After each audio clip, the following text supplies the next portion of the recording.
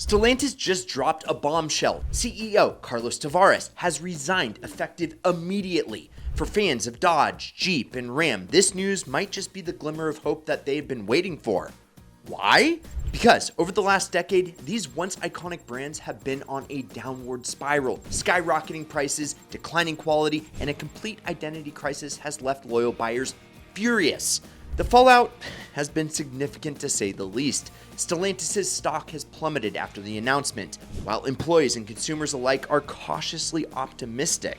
But will this leadership change be enough to save these legendary brands? Well, today we're going to dive deep into how Stellantis lost its way, what this resignation means, and what it will take to rebuild Dodge, Jeep, and Ram into the powerhouses they once were. Now let's start with Dodge, a brand that once embodied American muscle. If you close your eyes and thought of a Dodge, you'd probably picture a roaring Hellcat or Challenger shaking the ground. Now, well, it's electrified and it's pretty much silent. Dodge has drifted so far away from its roots that even its most loyal fans don't even recognize it. I mean, take the Dodge Hornet, for example. It's a compact SUV, and there's nothing inherently wrong with that, but this isn't an SUV built with Dodge's signature swagger. It's a rebuilt Fiat with a turbocharged engine, a Fiat-designed interior, and a price tag that is nearly $50,000. $50,000 for a vehicle that kind of feels and looks like a rental car? No, thank you.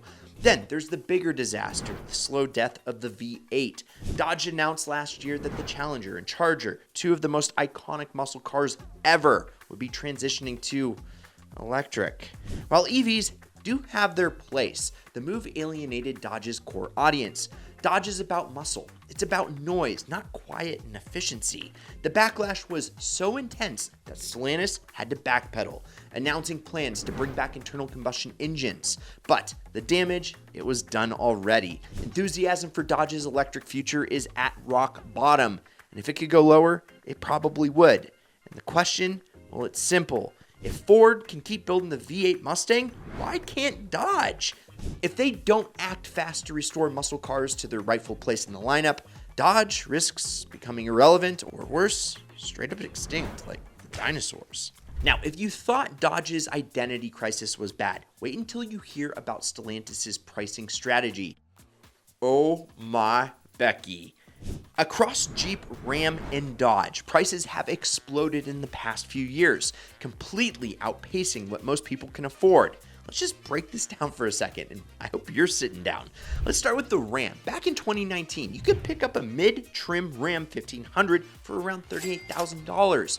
Fast forward to today, and the same truck costs roughly $70,000. Even a base model Tradesman, you know, the work truck with plastic everything and roll-down windows and steel wheels, well, it's priced at $44,500. That's more than many people's annual salaries.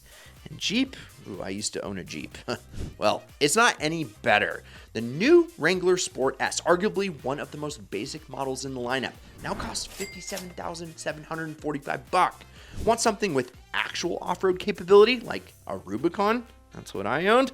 Get ready to shell out over $62,000 for the Pentastar, or if you want an eco-diesel, even more.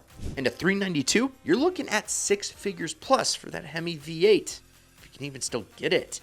And let's not forget about the Grand Wagoneer, probably the worst car built right now. And it's a luxury SUV that can run upwards of $118,000. Who exactly is the target audience for these prices? I mean, these price hikes are happening while vehicle quality is declining. Stellantis is essentially charging luxury prices for vehicles that don't feel premium at all. And consumers have noticed dealership lots are packed with unsold inventory, and buyers are walking away in droves to the Ford store. So, what led to Carlos Tavares' sudden resignation? Reports suggest ongoing tension between Tavares and the Stellantis board, with disagreements over pricing strategies, brand direction, and market performance. Sounds about right. When it all boiled over, Tavares was shown the door. But while this might feel like a win for frustrated employees and customers, it's also a signal that Stellantis is in deep. The stock market reacted immediately, with Stellantis shares taking a nosedive after the announcement.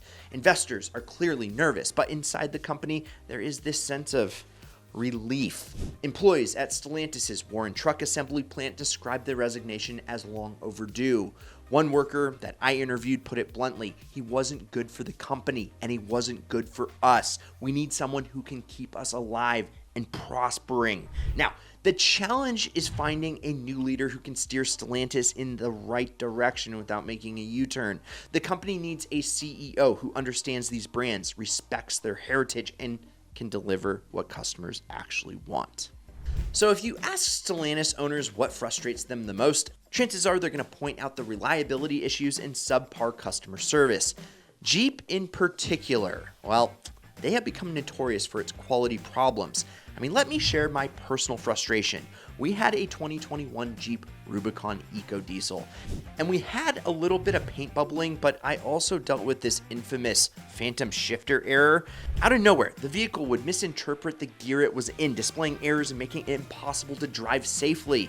This was my girl's car. So the dealership's response, absolutely abysmal. Actually, the mechanic that was working on it was actually quitting on Monday, and he was working on it on Friday, and it was fully torn apart. Transmission out of it on a 1-year-old vehicle.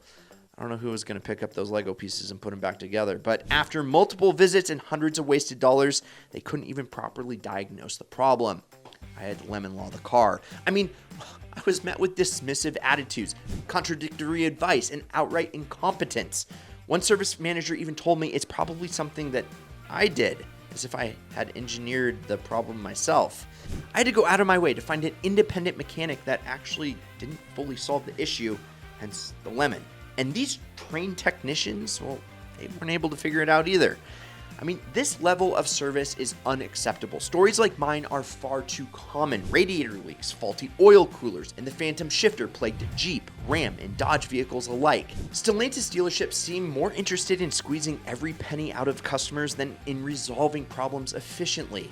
I mean, if you really think you're going to drop into the dealership and get good service on any of these vehicles, well, you're going to be in for a surprise.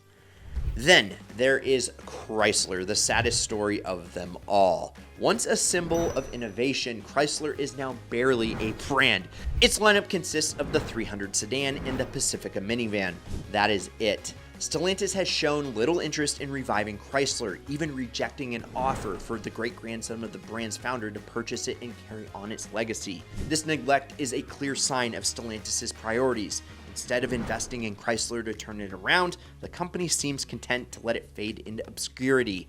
And if Chrysler disappears, it'll mark the end of an era for American automotive history. So what does the future hold for Stellantis? Well, if the company wants to save Dodge, Jeep, Ram, and Chrysler, they're going to need to make some big changes super fast. Here's exactly what they need to do. First, they need to bring back affordability. They need to lower prices to match the value of the vehicles. Stop trying to compete with luxury brands when the quality just isn't there. Come on, guys. 2 is restore Dodge's identity. Muscle cars are Dodge's bread and butter. Keep building V8s, bring back the Hellcat, the Demon, and let Dodge be loud and proud once again. 3rd, fix quality control issues. Address reliability issues across all the brands, including Jeep. Invest in better materials, better engineering, and better training for service departments. 4th, you gotta rebuild trust, guys.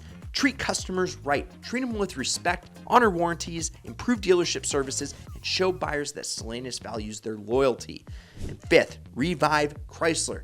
Come on, don't let this iconic brand die. Expand the lineup, focus on innovation, and give people a reason to care about Chrysler once again.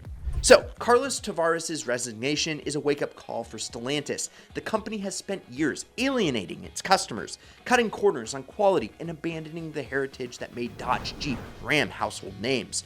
But it's not too late, don't you think? With the right leadership and the renowned focus on what matters, Stellantis can turn things around and ensure these brands will thrive for generations. So, guys, what do you think? Can Stellantis actually make the changes needed to save these iconic brands, or is it a little too late? Let me know in the comments below, and don't forget to like, subscribe, turn on that notification bell, and check out these Ideal vids over here.